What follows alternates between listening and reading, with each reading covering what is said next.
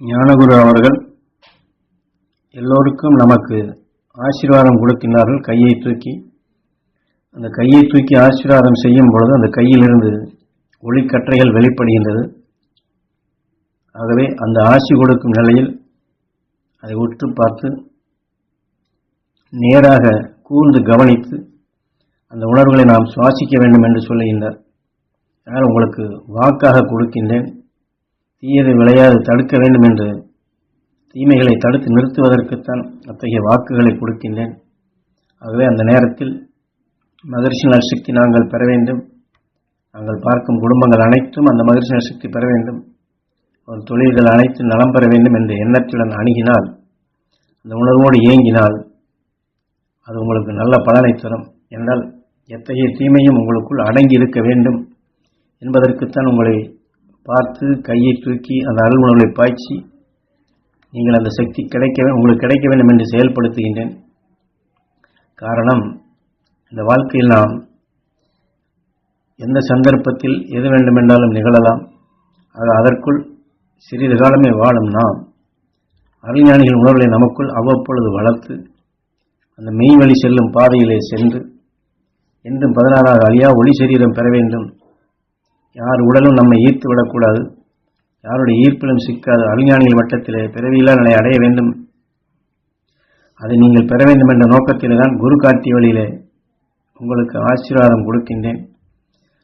அந்த ஆசி கொடுக்கும் அந்த நேரத்தில் நீங்களும் அந்த அருள்சக்தி கிடைக்க வேண்டும் என்று, நாங்கள் பெற வேண்டும் என்று மீண்டும் மீண்டும் எண்ணி எடுத்தால் அந்த மகா ஞானிகளுடைய உணர்வுகள் மிக மிக சக்தி வாய்ந்ததாக உங்களுக்குள் வளர்ந்து உங்கள் சொல்லும் உங்கள் உடலிலிருந்து வெளிப்படக்கூடிய மனமும் பிரிதொருவர் அதை பார்க்கும் பொழுது அந்த உணர்வுகள் அவர்கள் உடலிலே இது ஊடுருவி உங்களுக்கு அவர்கள் நண்பனாக உதவி செய்யக்கூடிய நிலையாக அமைந்து பகைமையை நீக்கிடும் உணர்வுகளாக உங்களுக்குள் விளைந்து பகைமையற்ற நிலையில் கொண்டு மகிழ்ச்சியாக நீங்கள் வாழ முடியும்.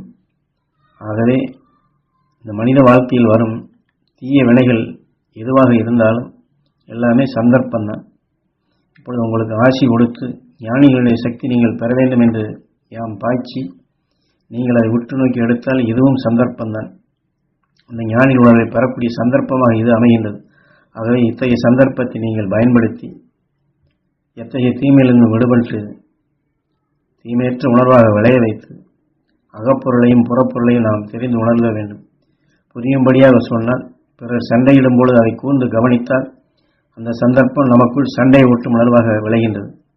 இதே போன்றுதான் ஞானிகள் உணர்வுகளை உங்களுக்குள் அடிக்கடி ஞாபகப்படுத்தி ஒரு காட்டிய வழியில் ஆசியாக கொடுக்கின்றேன்.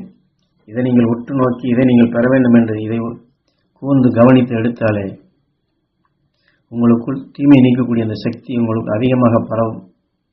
ஆக சண்டை உற்று நோக்கி சண்டை ஊட்டும் உணர்வு வருவது போன்று ஞானிகள் உணர்வை உங்களுக்குள் ஊட்டப்படும் போது ஞானிகள் உணர்வை வளர்த்திடும் சந்தர்ப்பமாக இது அமைகின்றது. அந்த உணர்வுகளை நீங்கள் சேர்க்க சேர்க்க உங்கள் வாழ்க்கையில் பெருவீடு பெருநிலை என்ற நிலை அடைந்து அழியா ஒளி சரீரம் பெறக்கூடிய தகுதி பெறுவீர்கள். குரு காட்டிய நிலையில் அந்த நிலை நீங்கள் பெற வேண்டும் என்று நான் பிரார்த்திக்கின்றேன். ஆகவே ஆசி கொடுக்கும் பொழுது கூர்ந்து எம்மை உற்று நோக்கி நேரடியாக அந்த சக்திகளை நீங்கள் எடுத்து பழக வேண்டுமாறு கேட்டுக்கொள்கிறேன் என்று ஞானகுரு இந்த உபதேசத்தில் நமக்கு உணர்த்துகின்றார்கள்.